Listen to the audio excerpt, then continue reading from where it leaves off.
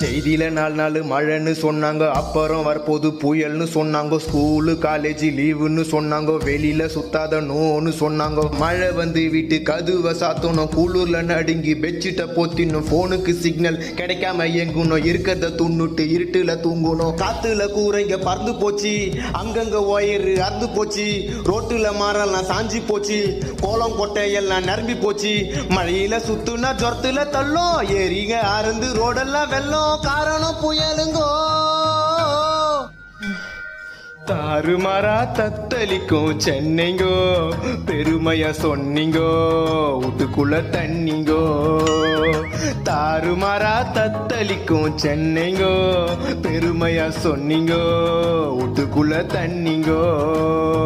காத்து மழையில காஸ்ட்லி காருங்கெல்லாம் தண்ணியில அச்சும் போச்சு. இப்ப ஏகப்பட்ட சனம் பசி பட்டி